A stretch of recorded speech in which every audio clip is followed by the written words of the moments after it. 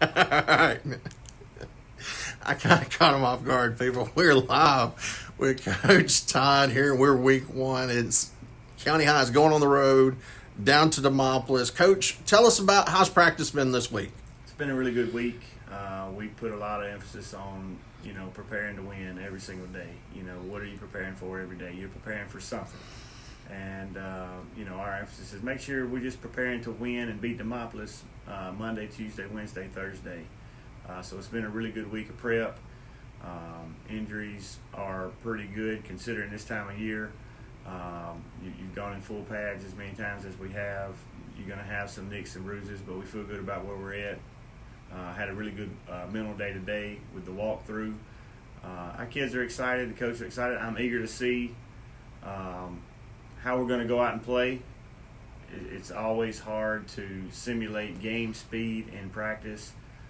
And it's always hard to simulate that week one opponent because you don't have a lot on them. We do have spring game film on them as they have it on us, but I know we have changed a lot since the spring. There's been a lot of development with our players and our coaches, and I know that you're going to have the same thing with them. So anxious to see how we're going to respond when there's a little adversity, because there will be some at some point in time. But I'm excited. Our kids are excited. I think we're ready. So look forward to tomorrow night. Now, what can you tell us about some of the standout players, probably going to be some of the starters and stuff, those players for people to be looking for? Well, I'm going to tell you, anytime we're going to be successful, especially in this league, but especially with this team, the way we're built, pay attention to the line of scrimmage. We're going to start 4 seniors and a sophomore that we're high on the offensive line. We'll have 3 or 4 starters on the defensive line as seniors, have another junior working in there with that group. But we do have 6 senior offensive linemen in the rotation.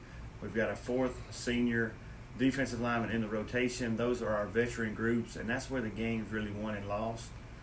So if guys like Damian Taylor and Chris Williams are having holes to run through, it's because that senior offensive line they're doing their job, and we've got to find a way to control their run game. They really hang their hat on the run game. There's a lot of option stuff that they like to do. So our defensive line needs to play well, needs to be disciplined. So if you want to know what the keys to the game are, just check out the line of scrimmage.